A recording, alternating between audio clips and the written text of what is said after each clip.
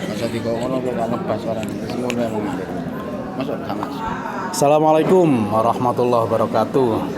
Obrolan warung kopi. Ya, saat ini kita coba ngobrol sedikit tentang moderasi beragama, pendidikan moderasi beragama yang lagi gencar-gencarnya Kemenak, terutama ke lembaga pendidikan, bagaimana para siswa anak didiknya ini rukun dalam perbedaan suku, perbedaan agama, perbedaan identitas lainnya. Kami coba ngobrol-ngobrol santai saja. Beliau juga sebagai sekretaris FKUP Kabupaten Pasuruan.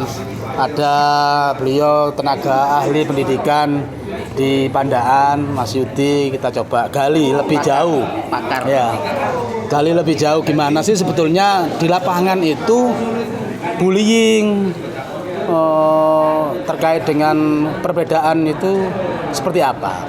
Tapi lebih jauh saya ingin tanya ini kepada Mas Yudi sebagai praktisi pendidikan di Pandaan.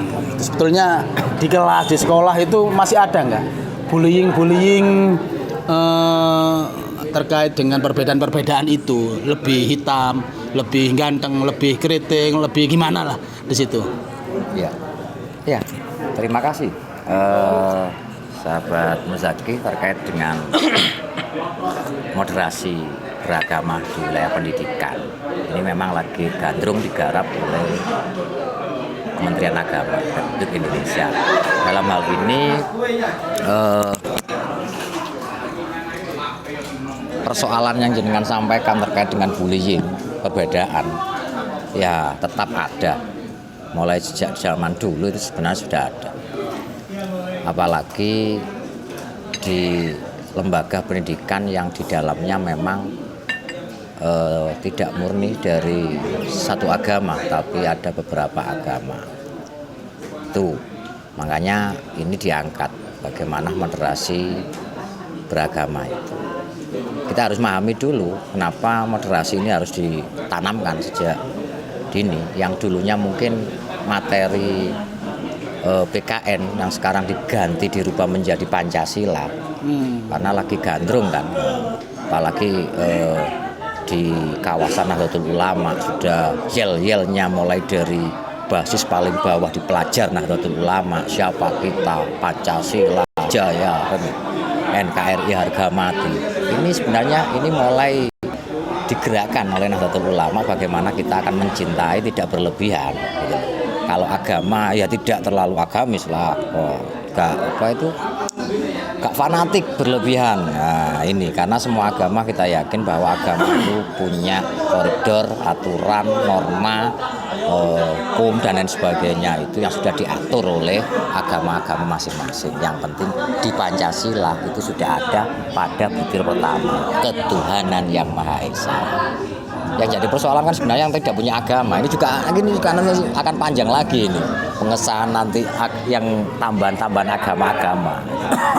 Sehingga ingin kami nanti juga adalah pendidikan yang di luar sekolah, ini yang paling penting. Nah, di luar sekolah barangkali jenengan selaku praktisi, kemudian aktivis organisasi-organisasi kepemudaan, harapan kami nanti juga berkembang, ada kegiatan-kegiatan yang di luar sekolah ditanamkan nilai-nilai itu, sehingga nanti moderasi beragama ini sudah menjadikan fondasi bagi anak-anak didik kita, sehingga baik di lingkungan keluarga, sekolah, masyarakat ini bisa direalisasikan.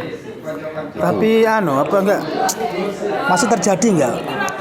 Poyok-poyokan, ilok-ilokan. Masih terjadi. Dan itu temanya apa biasanya? Kalau masalah bullying di sekolah itu bukan masalah agama sebenarnya, bukan masalah agama, tapi masalah pertemanan. Kadang-kadang contoh ada kasus yang pertama mungkin di Kabupaten Pasuruan itu mencetus di wilayah Prigen dan Pandaan. Nah itu yang awalnya di HP ajak-ajakan untuk main, gak mau, kemudian karena ada yang lebih tua akhirnya dipanggil kemudian dikeroyok itu kan kasus saya kurang mengikuti itu. Cuman yang jelas di wilayah Pandan itu ada yang karena beliau yang bullying itu tidak sekolah, akhirnya ya kena kasus penjara. Yang terbaru itu di SMA daerah Wonorejo mungkin itu ya. Ini kayaknya Mas Alif yang mengikuti rapat persoalan penyelesaian kasus bullying di tingkatan sekolah. Kemarin itu Mas Alif itu kayaknya. Kalau melihat fenomena bullying ya di lembaga pendidikan atau madrasah maupun sekolah ya, ternyata juga efeknya luar biasa sekali, psikis, mental atau yang lainnya, sampai ada beberapa berita bunuh diri hanya karena dipoyoki teman-temannya, karena hitam kulitnya, keriting rambutnya, jarang mandi.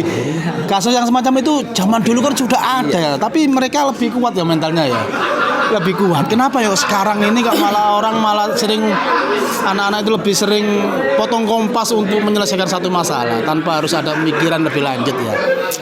Nah, coba saya tanyain sama rekan Haji Ali Prakoso ini. Beliau selain aktif di FKUB Kabupaten Pasuruan sebagai sekretaris, tapi juga pernah menjadi pendidik.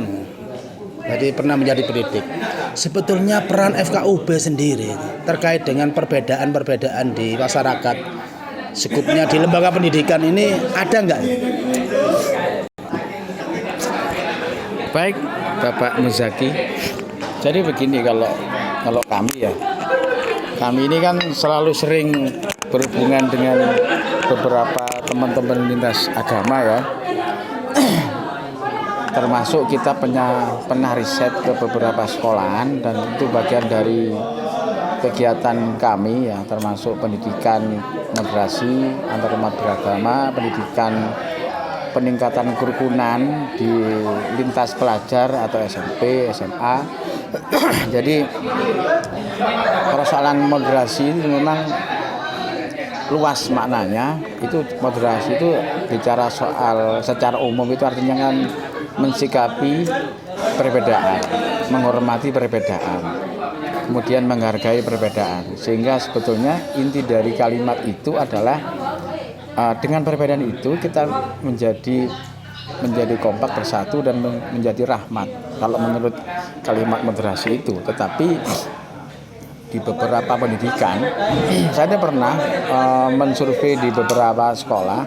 Contoh yang pertama adalah di SMP Negeri 1 Pandaan ya, itu ketika saya bikin kegiatan peningkatan toleransi dan pemahaman moderasi kerukunan itu, isunya juga sama. Yang booming adalah yang kita bahas juga masalah bullying gitu. Nah, di antaranya yang kami ketahui, ada di SMP itu kan tidak semuanya Muslim itu, walaupun mayoritasnya Muslim. Ada yang anak-anak Kristen, ada yang Hindu juga ada di SMP itu. Sehingga ini menjadi problem yang sangat sensitif ketika menyentuh bullying, menyentuh soal keyakinan dan agama. Sehingga pernah kasus gara-gara anak-anak Hindu itu yang sekolah di SMP 1 cuma 2 anak, kemudian tidak mendapatkan haknya mendapatkan pelajaran agama Hindu, maka dia ketika agama lain itu kan keluar. Sehingga kalimat keluar itu bahasanya itu kan, kamu keluar, kamu bukan Islam, kamu bukan golongan saya, keluar dulu. Nah, itu berdampak dengan bahasa yang kurang bijak, itu menjadi problem. Ya, kayak bahasa mengejek atau penyekatan dengan agama itu sangat sensitif sebenarnya kalau bicara soal bullying agama. Akhirnya apa? Akhirnya si anak ini merasa tersinggung, merasa tidak dihargai karena beda agama. Akhirnya meluas ke guru agama yang Muslim ya. Kemudian ke guru agama Hindu sendiri, sehingga menjadi perbedaan.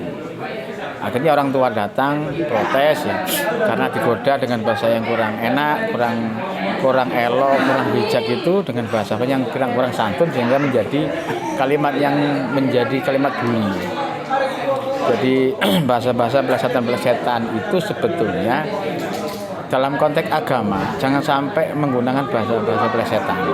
Hal-hal yang untuk menjadi konflik atau bullying itu adalah satu, ketika memelesetkan nama Tuhannya masing-masing itu tidak boleh. Memelesetkan keyakinan kita nama-nama yang simbol-simbol agama itu tidak boleh. Akan menjadi besar nanti, merambat kemana-mana. Iya. Jadi semestinya gimana kalau ada pelajaran agama tertentu kemudian ada yang berbeda di muridnya atau mengikuti atau gimana? Apa tinggal cara bicaranya saja ya? Sebetulnya tidak, itu bukan nggak cukup. Mestinya di sekolah itu harus menyediakan sebetulnya. Sekolah-sekolah itu sebetulnya kan yang bertaraf umum ya. Kalau sanawiyah kan pasti ya. Iya. Homogen ya. Tapi kalau SMP, SD itu rentan memang. Iya. SMA rentan. Kenapa? Mereka heterogen. Agama masing-masing. Itu rentan. Itu dalam segi agama ya, bukan bicara soal ras loh ya. Iya. Ini agama saja seruat tinggi. Jadi kita menghimbau kepada Dinas Pendidikan sebetulnya Kabupaten Pasuruan juga tokoh agama melalui Kemenak juga agar mendata dulu sebetulnya yang sekolah di SMP itu misalnya SMP 1 Pandaan ada berapa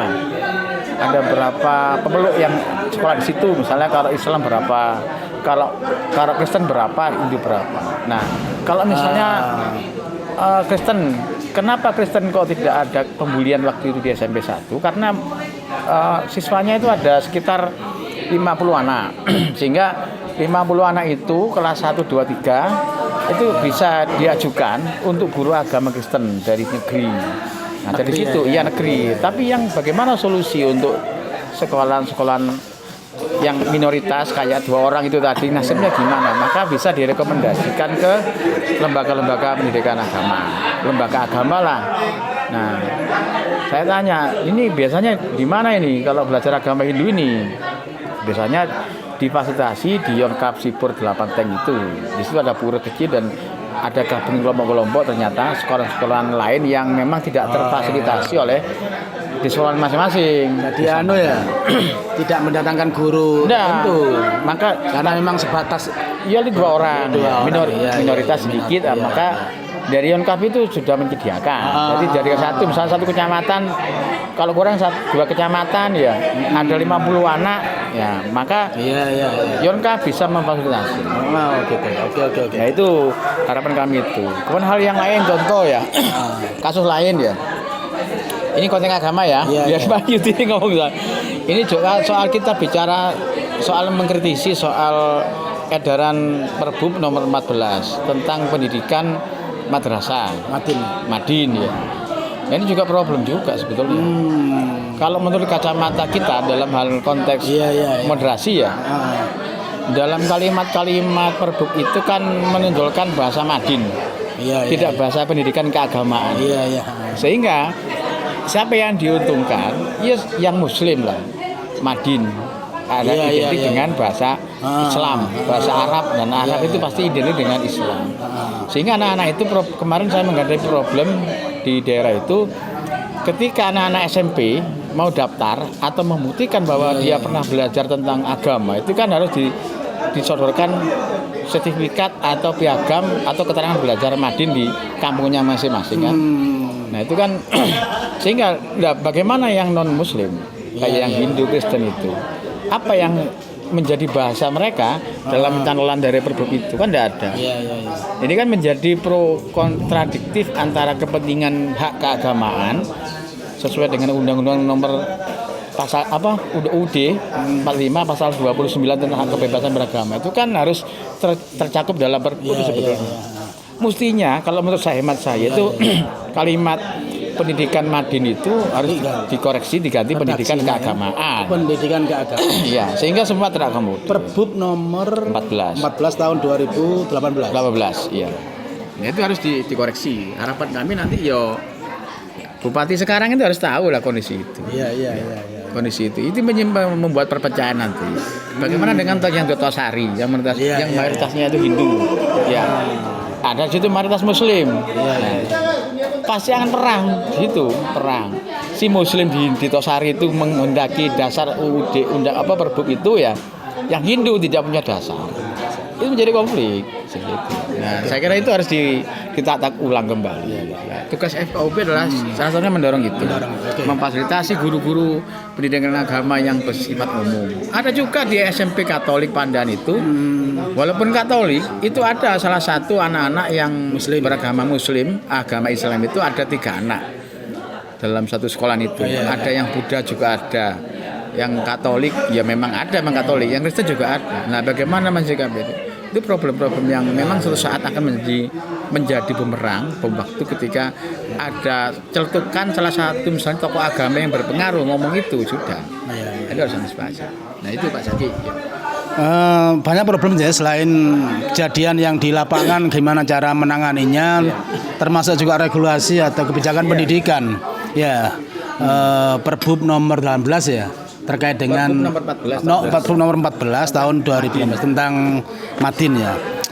Singkat Pak Yudi, ini memang orang praktisi pendidikan, singkat padat. Ya, terakhir terkait dengan penyelesaian ketika ada kasus bullying, poyok-poyokan yang mengarah kepada isu sara, yang mengarah pada isu agama dan lain sebagainya. Gimana? Ya, kalau ngomong jawabannya konkretnya, singkatnya ya memang kita harus kerjasama lah antara siswa, guru, orang tua, khususnya itu.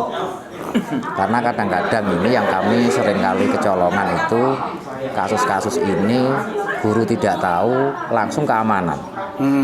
Nah ini yang menjadikan kita tambah bingung, tambah ruwet. Ya. Sehingga kalau ada kerjasama antara pihak keluarga dengan pihak sekolah, ini insya Allah cepat teratasi. Terima kasih. Terima kasih. Paling akhir juga dari FKUP ini, singkat, padat. Kalau memang titik persoalannya tadi, contoh ya, ambil salah satu contohnya terkait dengan Perbup nomor 14 tahun 2016 itu terkait tentang pendidikan Madin ya, tentang Madin ya. Kalau memang itu menjadi problem, kalau memang menjadi problem bagi agama yang lain, gimana rekomendasi FKUP ini? Yang jelas yang pertama, siapapun bupatinya hari ini mau pilkada, itu menjadi isu misalnya. Isu pemersatu bangsa itu adalah termasuk moderasi, pemersatu umat itu harus merevisi.